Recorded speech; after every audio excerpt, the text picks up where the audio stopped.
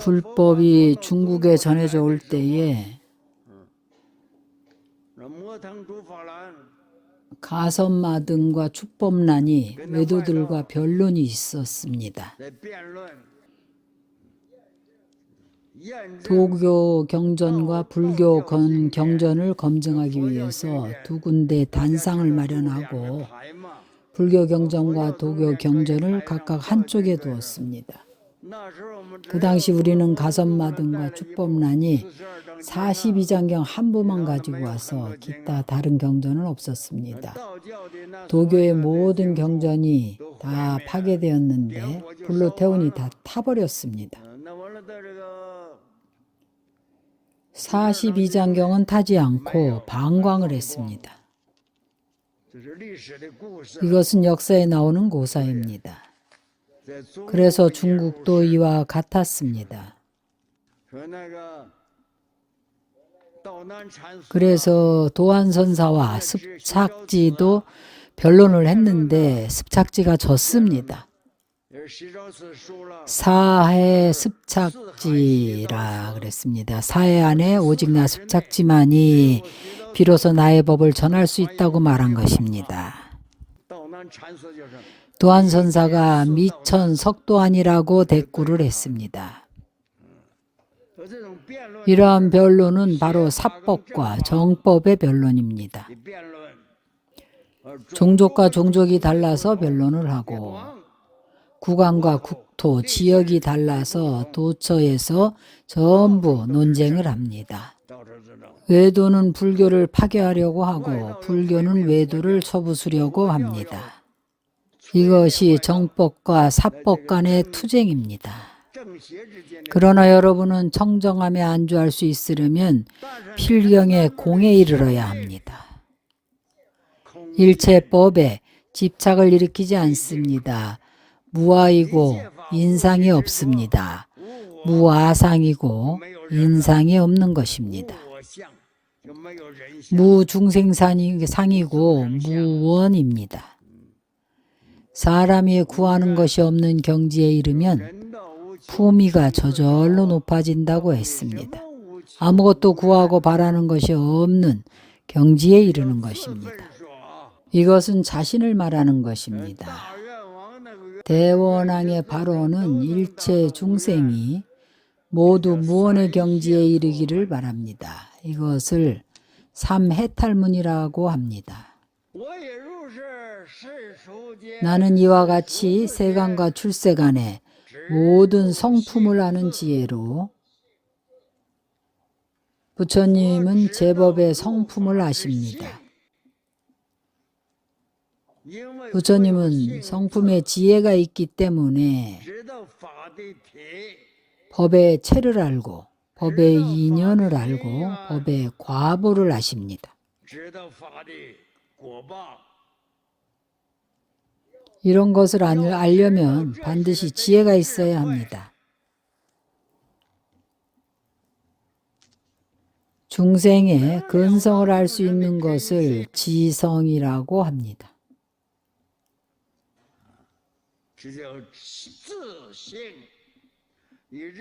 이 지혜로서 일체 중생의 근성을 알 수가 있습니다.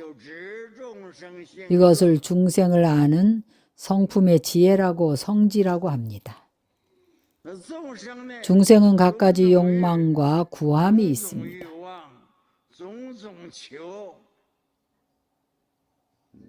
이 성은 우리가 화엄경에서 말하는 그 성이 아닙니다. 이것은 습종성인데 습관적으로 오염되어서 성품이 된 것입니다. 우리는 각 사람마다 한 가지 성품이 있습니다.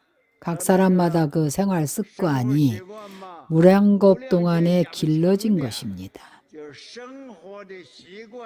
바로 생활의 습관성이 된 것입니다. 어떤 중생은 불법을 듣고는 신심을 일으킵니다. 신심을 일으켜서 귀해서 불제자가 됩니다. 이미 불제자가 되었다 하면 부처님의 가르침대로 해야 합니다. 부처님께서 규정하신 대로 계율을 지켜야 합니다. 삼귀가 바로 계입니다. 불교를 믿었으면 다시 외도와 사교를 믿으러가면 안 됩니다.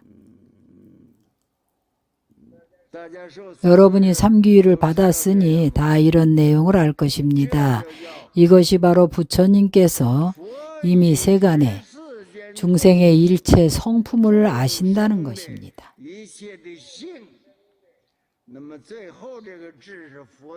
마지막에 지는 부처의 지혜입니다. 중생의 근성을 아시는 것입니다. 부처님은 일체의 지자입니다. 중생의 습성을 대치해서 일체법을 설하신 것입니다. 우리가 대승기실론에서 습종성과 성종성을 설했습니다.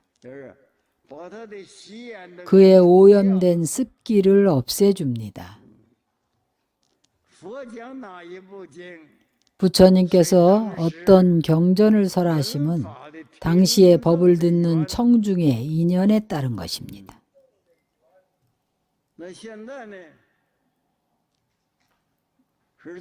현재는 중생이 법사의 연에 따릅니다. 법사님이 어떤 경전을 설하면 그 경전을 들으면 됩니다. 현재는 성자가 아닙니다. 성자가 아니라는 것은 대상의 근성을 알 수가 없다는 것입니다. 중생의 근성을 아는 지혜가 없습니다. 왜냐하면 불교 안에서도 각자 배운 것이 다르기 때문입니다. 이 스님이 배운 것은 상종이고 저 스님은 배운 것이 성종입니다. 그 스님은 상종만 강사할 수밖에 없고 이 스님은 성종만을 강사할 수밖에 없습니다. 그리고 밀종의 스승님들은 밀종만을 강사할 수밖에 없습니다. 어떤 이들은 오직 오교만을 강설할 수 있고 어떤 이는 오직 사교만 강설할 수 있습니다. 어떤 이는 오직 사교만 강설하고 어떤 이는 오직 오교만을 강설합니다. 같은 법상입니다. 같은 법상인데 어떤 이는 유식을 강설하고 어떤 이는 중관을 강설합니다. 그들이 설하는 대로 여러분은 듣는 것입니다. 과거의 부처님 설법은 중생들의 근기에 맞추었습니다. 필요한 법을 보고 그 법을 설해 주셨습니다. 제자들이 법을 듣고 깨달아 알아지고 법을 들으면 깨달아서 알게 되었습니다. 깨달아서 알게 되면 수행을 했고 수행을 하면 바로 도를 성취했습니다.